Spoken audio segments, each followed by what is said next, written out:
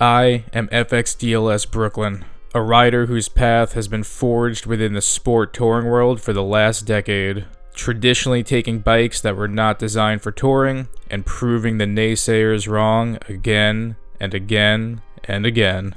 Unexpectedly, within the year of 2024, I began to explore a model that I had publicly rejected over the years, none other than the Grand American Touring line. Within that exploration, I found myself throwing a leg over a modern street glide and ripping it to the Pacific Coast and back. A bike that I had previously written off as just being another hell yeah brother bike, 5,000 plus miles later, damn was I wrong. In a previous video, I stated why I think the modern street glide actually does pack some serious potential, and I wound up giving it a pretty solid review overall. But then many were confused to then watch me go on to choose a road glide when push came to shove. So with the modern street glide having me smiling ear to ear on this insane coast-to-coast trip I did recently, why, at the end of the day, did I still choose a road glide? Well, my friends, that's gonna take a minute. So grab yourself a non-alcoholic beverage, turn your Lexan comm unit up to 11, and enjoy the ride on this one.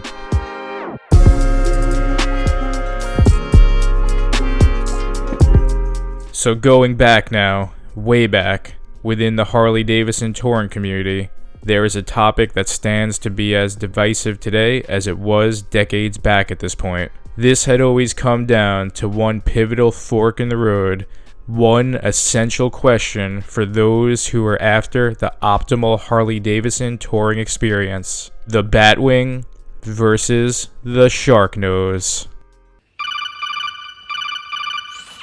Before you go any further, FXDLS, did you know that 80% of them are still not subscribed? Damn, is it really 80%? That's a wild stat. If you truly want to help me out on the path forward, please take a moment to both subscribe to the channel and like this video. It really does help. But anyway, in the present day, the Road Glide stands to be Harley's best-selling touring model, but this was not always the case. Even going on 10 years back, I remember within my bike trips often encountering a sea of bats in an ocean sparsely populated with sharks. Within the performance era that began roughly 10 years ago, along with jaw-dropping Dyna and FXR builds, came something that was kind of counterintuitive and radical for the time: the performance bagger. It did not take long to see that the typical and widely agreed upon blank canvas for most performance bagger builds was, of course, road glides. There are just some inherent factors to these bikes that lend themselves to a performance build, which in this video we will explore, getting to my story, present day, in the year of 2025.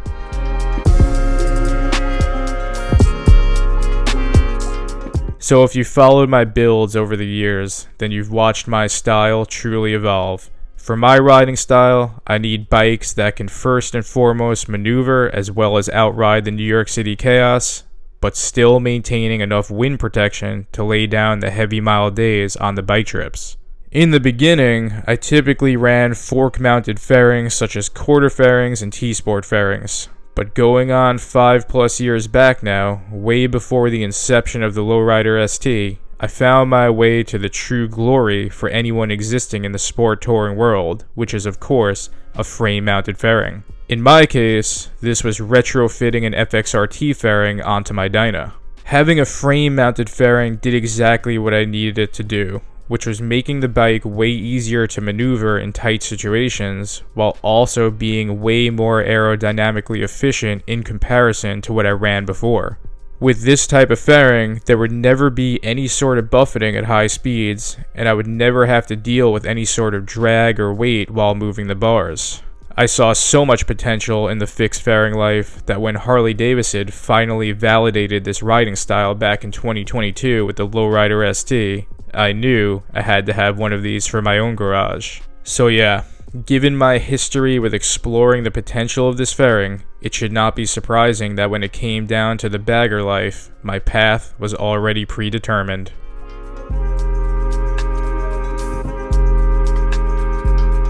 So again, even with the amazing potential I found within the street glide, at the end of the day, I had chosen a road glide.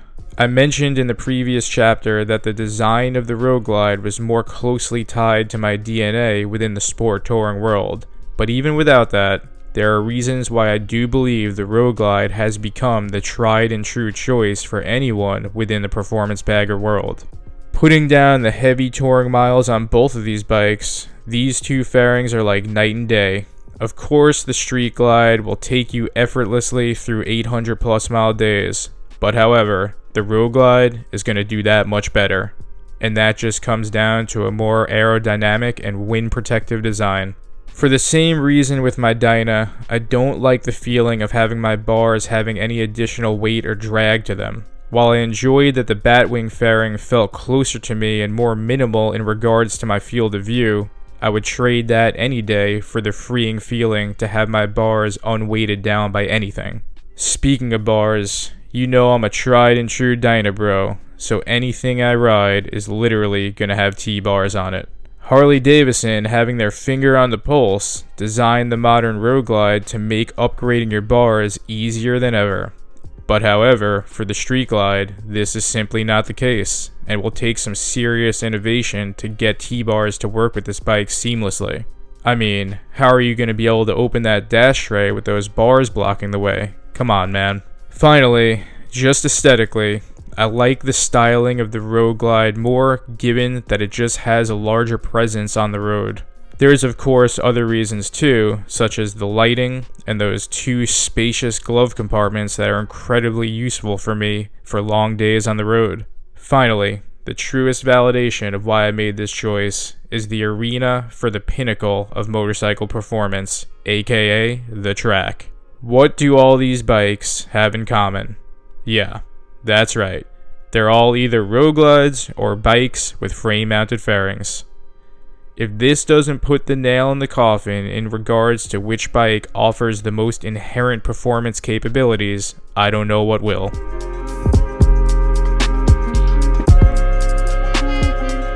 So one of the most exciting things about this new path towards the performance bagger life is getting to officially partner up with a dealership that my family has used for decades now.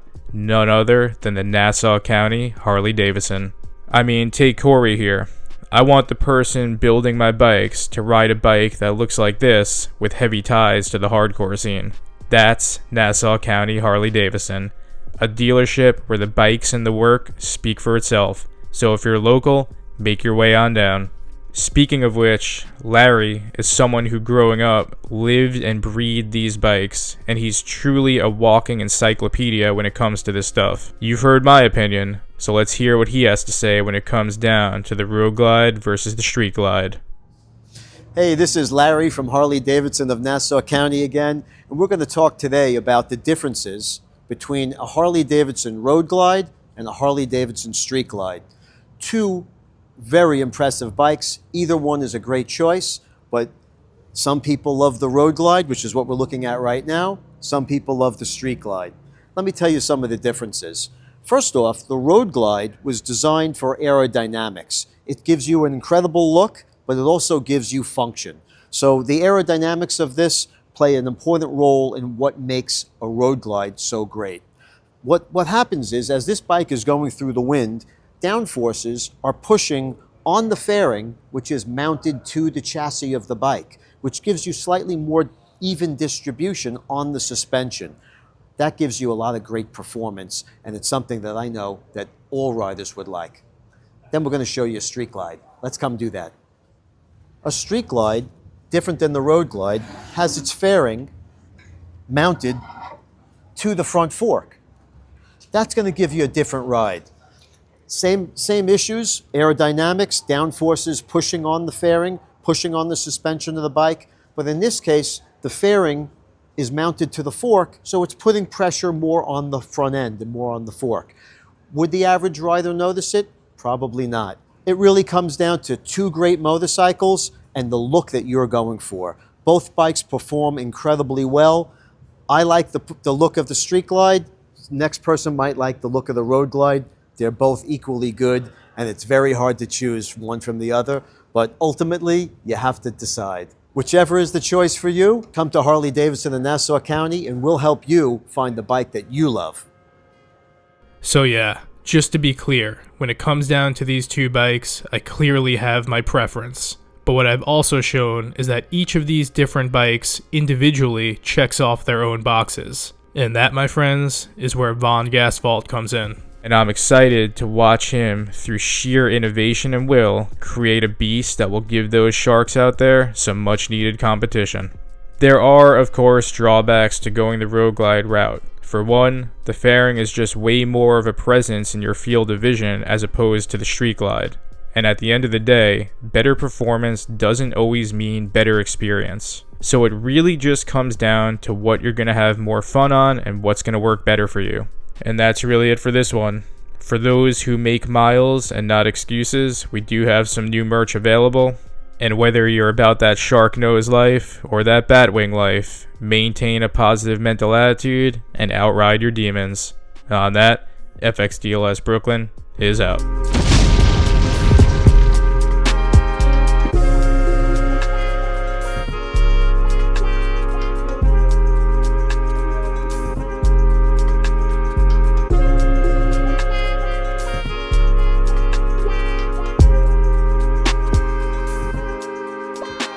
Goodbye.